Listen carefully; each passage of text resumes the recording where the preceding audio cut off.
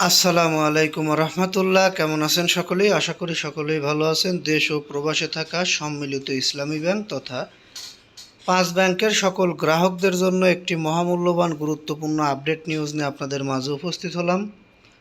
আমানত ফেরতের দাবিতে সম্মিলিত ইসলামী ব্যাংকের গ্রাহকদের বিক্ষোভ, অর্থাৎ আবারও নতুন কর্মসূচি। সম্মিলিত ইসলামী ব্যাংকের গ্রাহকদের আমানতের টাকা ফেরত পাওয়ার উদ্দেশ্যে পুরো মুনাফাসহ আমানত ফেরত এবং ব্যাংকিং লেনদেন দ্রুত স্বাভাবিক করার দাবিতে চট্টগ্রামে সম্মিলিত ইসলামী ব্যাংকের আমানতকারীরা বিক্ষোভ করেছে। দুপুরে সম্মিলিত পাঁচ ইসলামী ব্যাংক ডিপোজিটর্স অ্যাসোসিয়েশনের ব্যানারে বাংলাদেশ ব্যাংকের চট্টগ্রাম আঞ্চলিক কার্যালয়ের সামনে এ কর্মসূচি পালন করা হয়।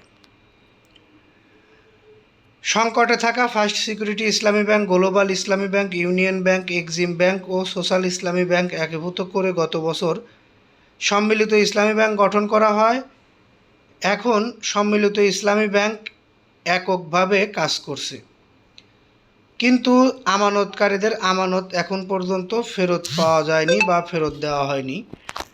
এই আমানত ফেরত পাওয়ার নিয়েই আবারও নতুন কর্মসূচি ঘোষণা করেছে এবং তারা একটি আন্দোলনের কথাও বলেছে। আমানতকারীরা জানান, ব্যাংক একীভূত হওয়ার পর থেকে নিজেদের আমানত নিয়ে নিশ্চয়তার মাধ্যমে রয়েছে তারা।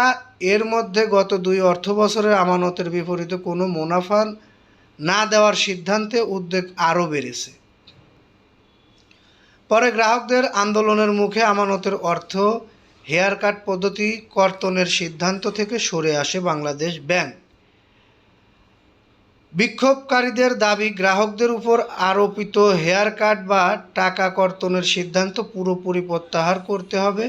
পাশাপাশি দ্রুত ব্যাংকিং লেনদেন স্বাভাবিক করতে হবে। গ্রাহকদের আমানতের পূর্ণ সুরক্ষা নিশ্চিত করতে হবে। আমানতকারীদের আমানত ফেরত দেওয়ার জন্য যে কোনোভাবে ব্যবস্থা নিয়ে দ্রুত আমানত ফেরত দেওয়া উচিত বলেও মনে করছেন সংশ্লিষ্টরা। গ্রাহকরা আমানতের টাকা দ্রুত ফেরত না পেলে আন্দোলনের মতো কঠিন বা কঠোর কর্মসূচি দিতে বাধ্য হবে বলেও জানিয়েছেন তারা। যাই হোক, যারা নিউজটি এতক্ষণ ধৈর্য সহকারে দেখলেন তাদেরকে ধন্যবাদ জানাচ্ছি। পরবর্তী নিউজ পেতে চ্যানেলটি সাবস্ক্রাইব করে বেল বাটন অন করে রাখবেন। ভালো লাগলে লাইক, কমেন্ট, শেয়ার করবেন। বিশেষ করে এই পাঁচ ব্যাংক তথা সম্মিলিত ইসলামী ব্যাংক নিয়ে আপনাদের কোনো মতামত থাকলে কমেন্ট বক্সে অবশ্যই জানিয়ে যাবেন।